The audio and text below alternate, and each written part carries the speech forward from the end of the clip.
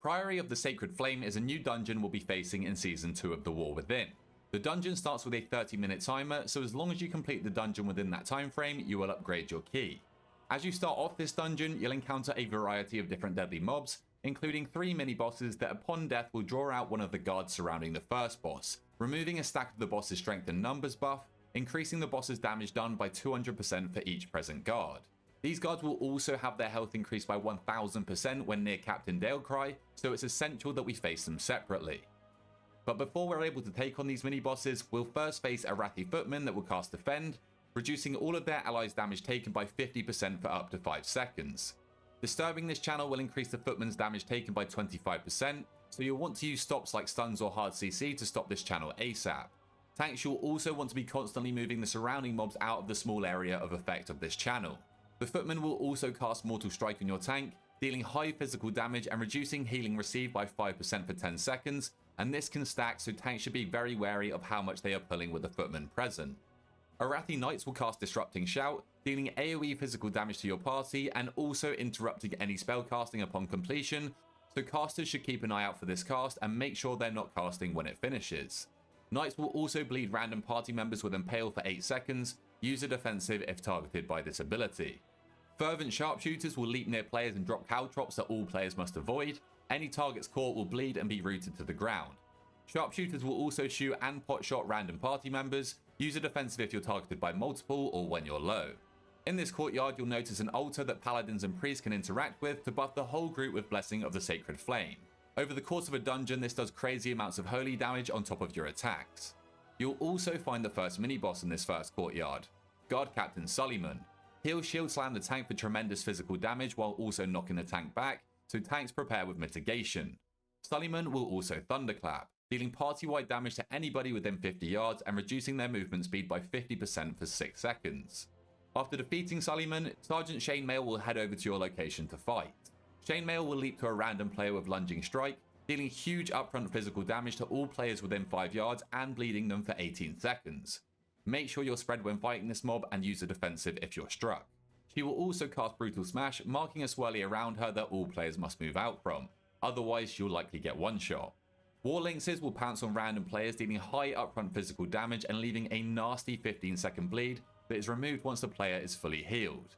Use a defensive and any self-healing you have when affected, and healers need to spot heal this player. Fanatical Conjurers will cast fireballs at random players, interrupt this where possible to avoid taking unnecessary damage. They also target the ground with Flame Strike, which all players must sidestep to avoid taking heavy fire damage. Devout Priests will cast Greater Heal once their allies get low. This must be interrupted to prevent a 50% heal going off. They also boast a much lower priority kick in Holy Smite. This deals moderate holy damage to a random player, so you can send your spare kicks into this. Light Spawns will channel Purification on a random player, dealing large holy damage over the 6-second cast. Use a defensive when targeted by this, and healers be ready to spot heal. Once the Light Spawn gets low, it will cast Burst of Light, inflicting huge damage to players, but also healing mobs caught in the 10-yard radius. Tanks should make sure to move the remaining mobs outside of the circle, or you can stop the mob casting Burst of Light with hard CC. However, this does kill the Light Spawn, so ideally you just let it cast. The next mini-boss we need to take down is High Priest Amia. Players will need to keep an eye out for her Reflective Shield. This shield absorbs massive amounts of damage and reflects 70% of the incoming damage back on attackers as holy damage, so make sure that you don't one-shot yourself here. This is best done by popping a defensive. She will also cast Holy Smite, so make sure to kick this. After taking out Amia, we then need to take out Tainer Jewelmal. He will spam cast Fireball on random players which you'll want to interrupt, but make sure to save a kick for his Cinder Blast ability. This deals lethal fire damage to the player, as well as burning them for heavy fire damage and stunning them for 5 seconds. Finally, Jewelmal will cast Ember Storm, painting the ground in fire swirlies that your group needs to avoid. Before the first boss, we'll take out the last mini-boss, Forgemaster Damien. He'll buff himself with Seal of Flame, increasing his damage done by 50% and causing extra fire damage on all of his attacks. This will also create several Molten Pool swirlies nearby that players must dodge. You'll also want to use the defensive when Damien casts Heat Wave. This inflicts massive fire damage to the whole group and slows you by 70% for 4 seconds. If you kill Damien as your second mini-boss, then Elena Emberlance will head over. She will channel an unavoidable Holy Radiance, inflicting massive party-wide damage over 8 seconds, so players will need to use a defensive for this ability, and healers will need to out-heal the huge incoming damage. Elena will also cast a Divine Judgment on the tank, dealing huge upfront holy damage and increasing the tank's damage taken by 25% for 6 seconds. Depending on which mini-boss you took out last will depend on which of the guards you face with the boss. The mechanics are the same as we've already talked about, but you'll need to deal with them at the same time as taking on Captain Dailcry. He will cast a Hurl Spear frontal that must be avoided by everyone. Getting struck will deal big physical damage and leave an 8-second bleed. Players will need to interrupt his Battlecry cast. This cast will increase attack speed and casting speed of all nearby mobs by 25% for 12 seconds. If it does go through and you have caster guards active, be very ready to kick. Finally, Dailcry will leap to a random player with Savage Mauling, immobilizing them and inflicting substantial damage every 0.5 seconds. During this time, Dailcry shields himself, which needs to be broken by damage to interrupt this effect. The player receiving the Mauling should use a defensive. Tanks will need to use their mitigation when the boss uses its Pierce Armor attack, inflicting high upfront physical damage and leaving a 10-second bleed that can stack. After taking out Dailcry, we'll take on some new mobs before the second boss. You'll want to be careful how many Ardent Paladins you pull at a time due to their Sacred Toll ability.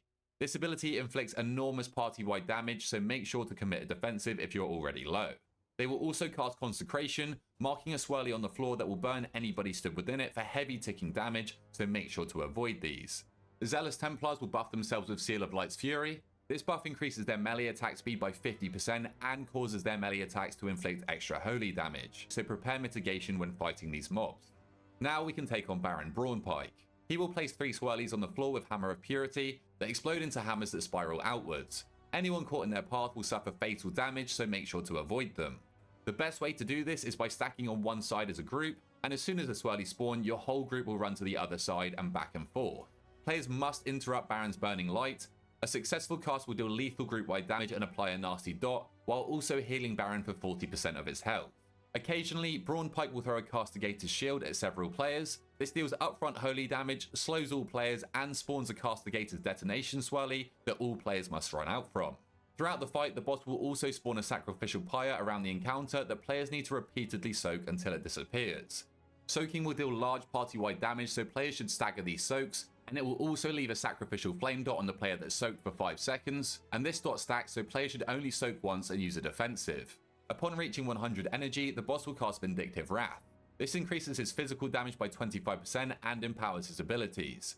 During this time, the pyre will need to be soaked 5 times, he will spawn 5 hammers, he'll throw his shield at your whole group, and he will also cast Burning Light quicker, so be prepared.